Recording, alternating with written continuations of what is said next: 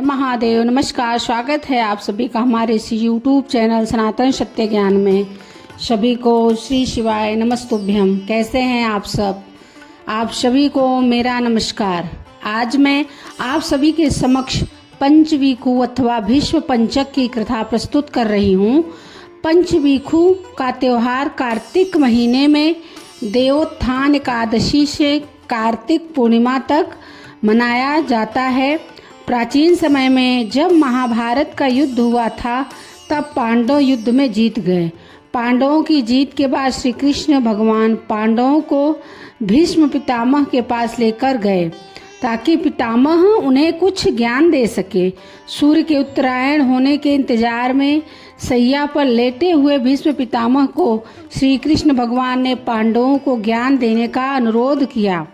भीष्म पितामह ने कृष्ण की बात मानकर पांडवों को वर्ण धर्म, मोक्ष धर्म और राजधर्म के बाद ज्ञान दिया।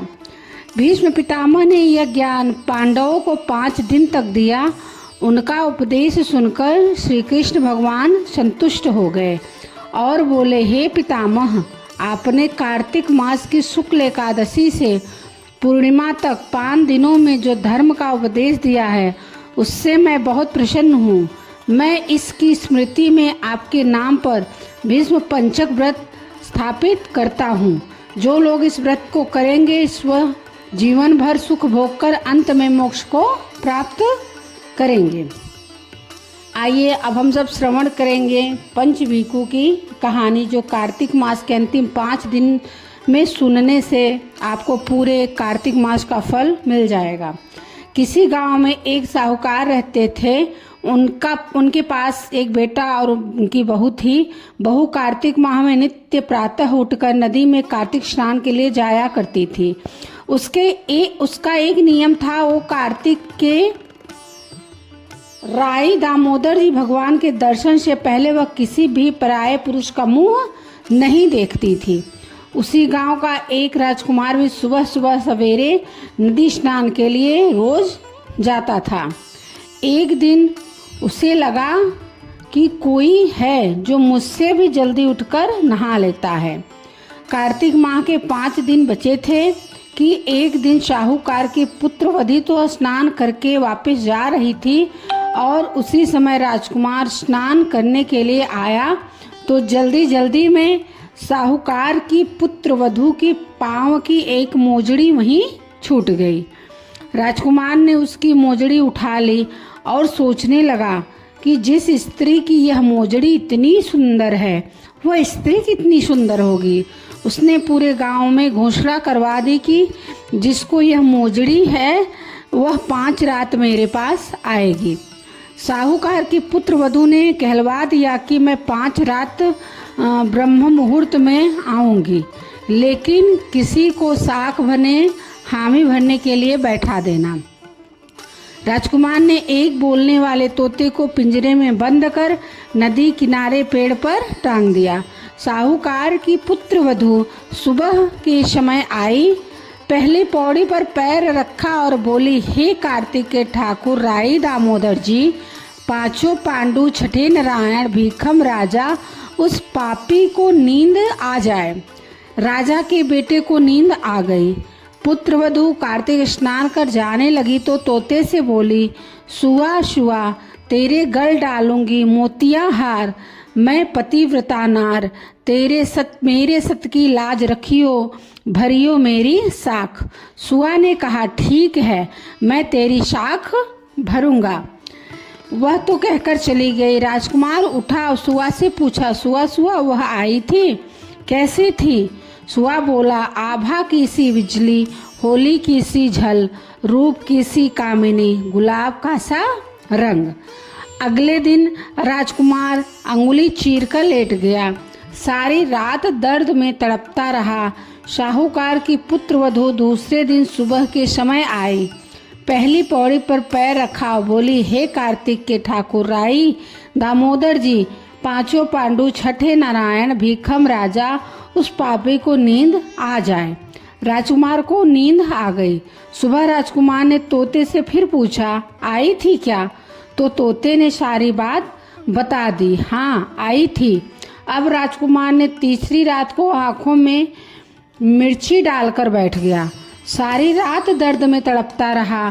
साहूकार की पुत्र वधू फिर आई और प्रार्थना करने लगी, हे कार्तिक के ठाकुर राई दामोदर जी, पांचों पांडु, छठे नारायण, भीखम राजा, उस पापी को नींद आ जाए। राजा के बेटे को फिर से नींद आ गई। सुबह राजकुमार ने तोते से फिर पूछा, आई थी क्या? तो तोते ने सारी बात बतला दी, हाँ आई थी। अब राजकुमार ने सोचा कि आज रात को मैं ठंड में बैठा रहूंगा। राजकुमार ठंड में सारी रात कांपता रहा और सुबह ब्रह्म मुहूर्त में उसे नींद आ गई।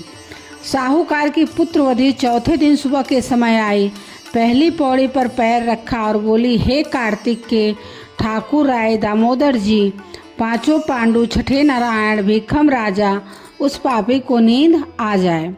राजकुमार को नींद आ गई। सुबह राजकुमार ने तोते से फिर से पूछा, आई थी क्या? तो तोते ने सारी बात बतला दी, हाँ आई थी। अब चारों रात निकल गए।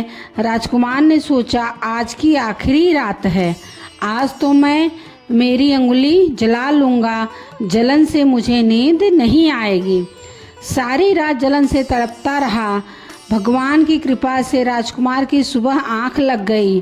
साहूकार की पुत्रवधू पांचवें दिन सुबह के समय आई और पहली पौड़ी पर पैर रखा और बोली, हे कार्तिक के ठाकुर राई दामोदर जी, भगवान आपसे आपने मेरी इतनी दिन लाज रखी है, आज भी रखना, उस पापी को नींद आ जाए।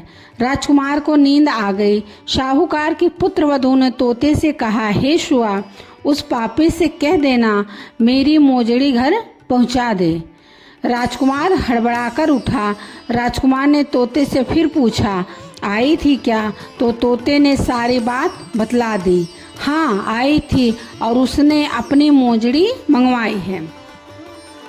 राजकुमार को पतिव्रता स्त्री के सत्य को भंग करने का विचार करने के कारण कोढ़ हो गया।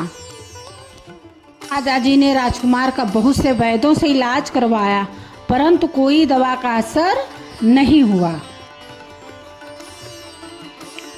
राजा जी ने आचार्यों को बुलवाया और पूछा।